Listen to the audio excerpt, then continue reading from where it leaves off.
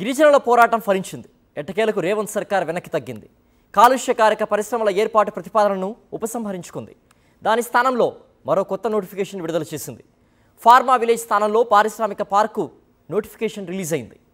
కాలుష్యకారక పరిశ్రమలపై ప్రజా వ్యతిరేకత పెరిగిపోయింది.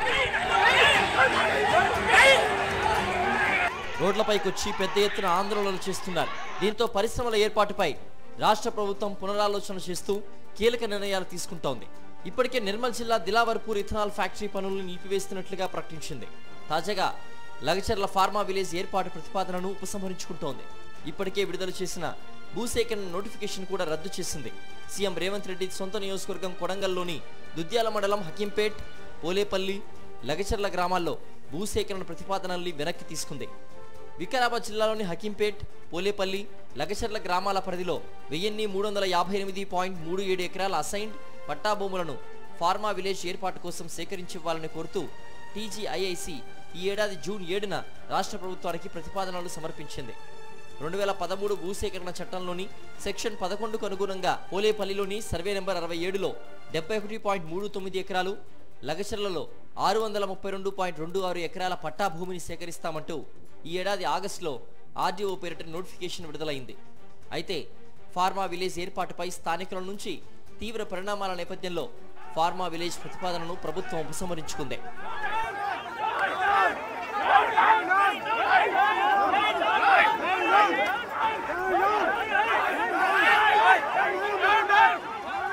ఇదే సమయంలో లగచర్లలో భూసేకరణ కోసం తెలంగాణ ప్రభుత్వం కొత్త నోటిఫికేషన్ విడుదల చేసింది.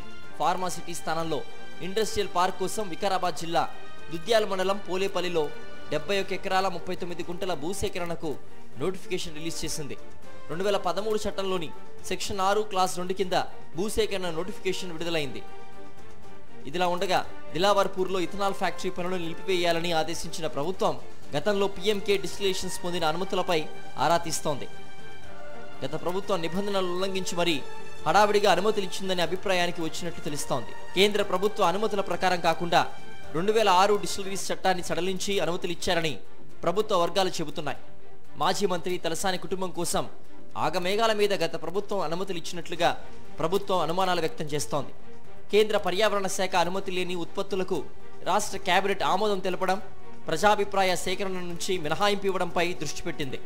స్థానిక సంస్థల నుంచి నిర్మాణ అనుమతులు లేకుండానే నిర్మాణం చేపట్టారని, రెడ్ జోన్ కేటగిరీ ఫ్యాక్టరీకి అత్యవసరంగా అనుమతులు ఇవ్వడం వెనుక ఏదో మతలబు జరిగిందనే సందేహాల్ని వ్యక్తం చేస్తున్నాయి ప్రభుత్వ వర్గాలు.